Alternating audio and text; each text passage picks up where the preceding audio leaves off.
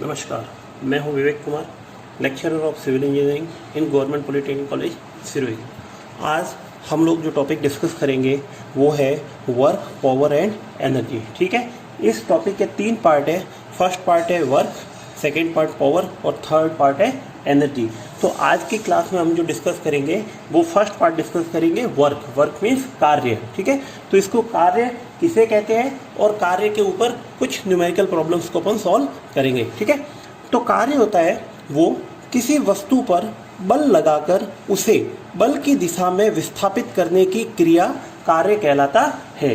कि जो किसी बल द्वारा अगर किसी वस्तु पर कोई बल लगाया गया है और वो बल उसे बल की दिशा में उस वस्तु को कुछ दूरी पर विस्थापित कर देता है, तो जो कार्य होगा वो उस बल का परिमाण और उस बल की दिशा में जो विस्थापन हो रहा है उन दोनों के गुणनफल को क्या कहते हैं? कार्य। ठीक है, यदि किसी वस्तु पर कोई कार्य करना है तो आपको उस वस्तु पर बल लगाना आवश्यक है। ठीक है, अगर बल लगाएंगे और उसका विस्थापित होना भी आवश्यक है, तभी उस पर कोई किया गया कार्य ज्ञात होगा। यदि किसी वस्तु पर बल लगाया जा रहा है और वो वस्तु विस्थापित नहीं हो रही है तो उस पर किया गया कार्य 0 होगा। जैसे कि सपोज करो एक दीवार है, उस दीवार पे एक आदमी धक्का लगा रहा है। अगर जैसे धक्का लगाने से वो दीवार विस्थापित नहीं हो रही है तो उस केस में व्यक्ति द्वारा जो किया गया कार्य होगा वो होगा 0। ठीक है, कार्य जो होता है वैसे बल भी एक सदिश राशि है और विस्थापन भी एक सदिश राशि है, परंतु जो कार्य होता है कार्य एक अदिश राशि स्केलर क्वांटिटी होता है। ठीक है, कार्य का जो मात्रक होता है, जैसे बल का जो मात्रक होता है वो न्यूटन, बल की दिशा में विस्थापन का जो मात्रक होता है वो मीटर। तो कार्य का मात्रक हुआ न्यूटन इंटू जो इसका मात्रक होगा, मात्रक जो कार्य का मात्रक होता है वो होता है newton into metre. Newton into metre को जूल से भी रिप्रेजेंट किया जा सकता है। यदि 1 न्यूटन के बल के द्वारा एक बल की दिशा में 1 मीटर वस्तु विस्थापित हो जाती है तो उस वस्तु पर बल द्वारा किया गया कार्य कितना होगा? 1 जूल। इसको जूल में भी रिप्रेजेंट, इसकी एक यूनिट भी जूल भी होती है। एसआई सिस्टम में जो इसकी यूनिट होती है जूल या न्यूटन इंटू मीटर होता है। ठीक है, अब जो वर्क डन, अब अपन कुछ वर्क फाइंड आउट करने के लिए अपन डेराइव करेंगे work done by constant force, एक नियत बल द्वारा कितना कार्य किया गया। ठीक है, तो इसमें 2 टाइप्स की प्रॉब्लम्स होती है। एक तो सपोज करो किसी प्लेन पर एक वस्तु पड़ी है। ठीक है, इस वस्तु को मूव करवाने के लिए आप सपोज करो हॉरिजॉन्टल दिशा में एक फोर्स F लगा रहे हैं। ठीक है, जब वस्तु पर बल लगाया गया है कुछ समय पश्चात वो वस्तु यहाँ से विस्थापित होकर इससे कुछ डिस्टेंस, सपोज करो डिस्टेंस है S पर विस्थापित हो जाती है। ठीक है, तो क्योंकि बल की जो दिशा है F उसी दिशा में मोशन हो रही है, जो मोशन भी क्या हो रही है, वस्तु की जो मोशन हो रही है वो भी बल की दिशा में ही हो रही है, और बल की दिशा में जो विस्थापन हो रहा है वस्तु का वो है F। तो जो वस्तु द्वारा जो बल द्वारा जो वस्तु पर किया गया कार्य होगा W इक्वल टू बल का परिमाण यानी कि बल इंटू उस बल की दिशा में जो विस्थापन हो रहा है जो कि है F। ठीक है, तो बल बराबर हो गया वर्क बराबर हो गया, कार्य बराबर हो गया बल इंटू विस्थापन। ठीक है, एक तो ये। सेकेंड प्रॉब्लम है, जैसे किसी प्लेन पर कोई वस्तु पड़ी है। ठीक है, अब यहाँ पर जो फोर्स है वो हॉरिजॉन्टल दिशा में लगाकर हॉरिजॉन्टल के साथ कुछ कोण पर लगाया गया है। जो बल है वो हॉरिजॉन्टल के साथ थीटा कोण पर लगाया गया है। ठीक है, अब कुछ समय पश्चात यह वस्तु क्या हो जा रही है? विस्थापित हो रही है हॉरिजॉन्टल डायरेक्शन में। सपोज करो ये S दूरी तक विस्थापित हो गई। ठीक है, अब जो वस्तु के द्वारा जो किया गया कार्य होगा वो होगा कि यहाँ पर वस्तु जो फोर्स लग रहा है उसके कारण वस्तु हॉरिजॉन्टल दिशा में मूव हो रही है, तो यहाँ पर उसका पूरा फोर्स यूज नहीं होकर इस फोर्स का कुछ कंपोनेंट हॉरिजॉन्टल दिशा में यूज हो रहा है। हॉरिजॉन्टल दिशा का जो कंपोनेंट यहाँ पर यूज हो रहा होगा वो होगा F cos थीटा। ठीक है, सेम इसका दूसरा कंपोनेंट जो वर्टिकल डायरेक्शन में एक्ट होगा वो होगा F sin थीटा। तो जब अपन वर्क फाइंड आउट करेंगे तो यहाँ पर जिस डायरेक्शन में मोशन हो रही है, सपोज करो इस दिशा में मोशन हो रही है, तो उसी दिशा में बल का कितना भाग कार्य कर रहा है। तो यहाँ पर टोटल फोर्स तो लग रहा था F, परंतु जो बल की ये जो दिशा हो रही है, जो मूवमेंट हो रहा है, उस मूवमेंट की दिशा में जो फोर्स कार्य कर रहा है वो है एफ कॉस थीटा। तो यहाँ पर जो वर्क डन होगा W इक्वल टू बल का जो हॉरिजॉन्टल डायरेक्शन यानी कि जो क्षैतिज घटक आएगा या बल की दिशा में जो घटक आएगा, तो यहाँ पर जो कार्य होगा वो बल की दिशा में, बल का क्षैतिज घटक इंटू बल की दिशा में विस्थापन इंटू विस्थापन। तो यहाँ जो इसका हॉरिजॉन्टल कंपोनेंट आएगा वो आएगा एफ कॉस थीटा इंटू जो विस्थापन हो जाएगा वो एस।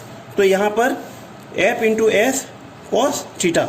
जो वर्क डन आएगा जब फोर्स किसी एंगल इंक्लाइंड कोण पर एक्ट कर रहा हो, तो उस केस में जो फोर्स जो वर्क डन आएगा वो W equal to F into S cos theta. ठीक है।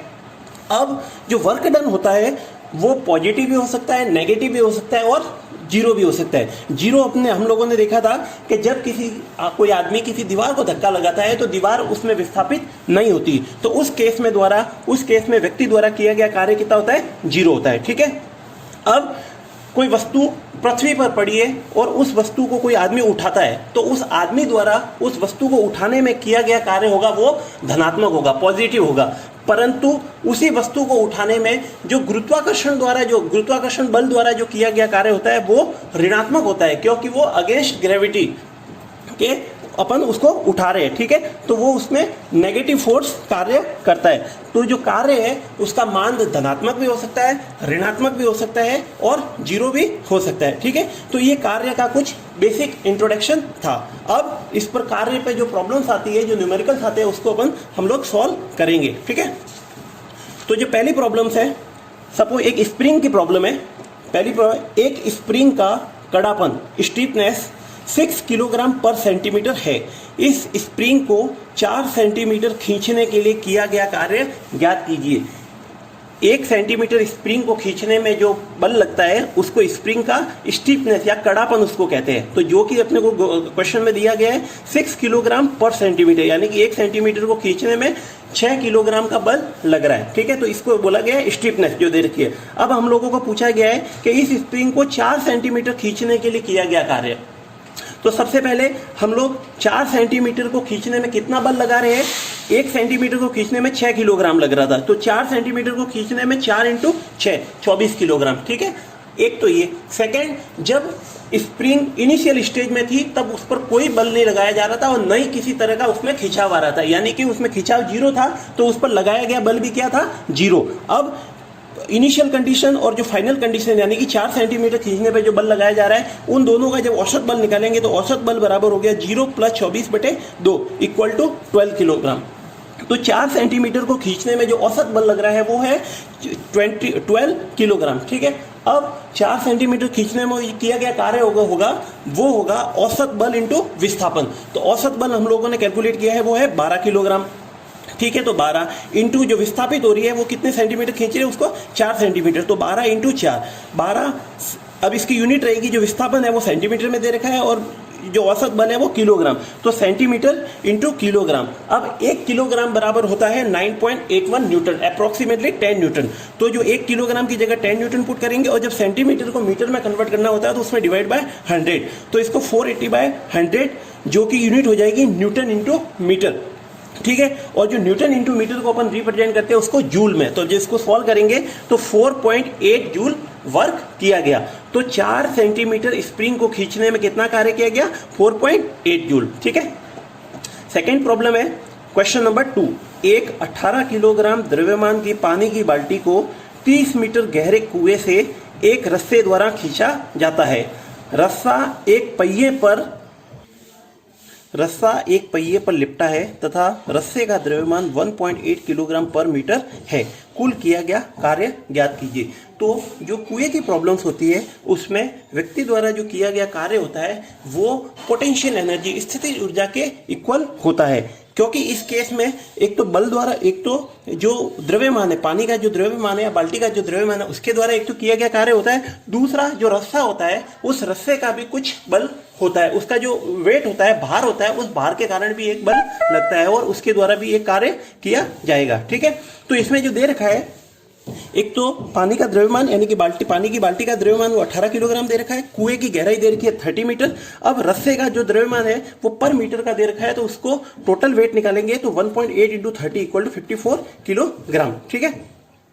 सेकेंड है जो कार्य होता है वो बल इंटू विस्थापन होता है, और इस केस में जो बल होता है वो वस्तु का भार होता है। एक तो रोप का भार, डोरी का जो भार होगा, एक तो वो लग रहा है, दूसरा है उसमें जो पानी के द्रव्यमान है उसके कारण भार लग रहा है। तो यहां पर दो बल कार्य कर रहे हैं, एक तो जो डोरे रस्से का जो द्रव्यमान है उसके कारण, और दूसरा है जो पानी का वेट है उसके कारण। ठीक है। तो बल को अपन रिप्रेजेंट करेंगे, बल को जो रिप्रेजेंट करते हैं उसमें mg होता है, जो भार होता है वो mg, और यहां पर जो विस्थापन होगी वो कुएं की गहराई, क्योंकि पानी कुएं की गहराई नीचे से ऊपर तक आ रहा है। ठीक है। तो इसमें जो कुल कार्य हो गया वो mgh। अब यहां जो टोटल वर्क होगा वो एक तो mgh पानी के कारण और दूसरा mgh रस्से के कारण। ठीक है। तो फर्स्ट mgh वाटर के कारण प्लस mgh रोप के कारण।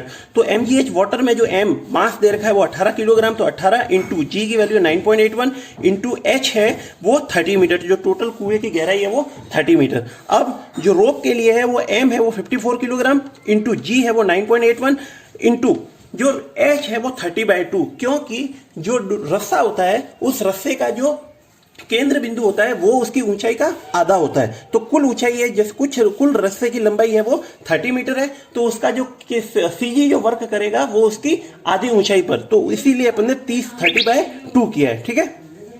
तो जो W हो गया इसको टोटल सॉल्व करेंगे तो जो total work done equal to 13,243.5, और इसकी यूनिट है न्यूटन इंटू मीटर। इसकी जो यूनिट आएगी वो किलोग्राम इंटू मीटर पर सेकेंड स्क्वायर, जिसकी जगह पर न्यूटन लिखेंगे और इंटू मीटर रहेगा। अब जो न्यूटन इंटू मीटर होता है वो जूल होता है, और इसको जब इसमें 1000 का डिवाइड करेंगे तो टोटल किलो जूल निकलेगा। ठीक है। तो जो total work done equal to आया 13.24 किलो जूल। ठीक है। Thank you.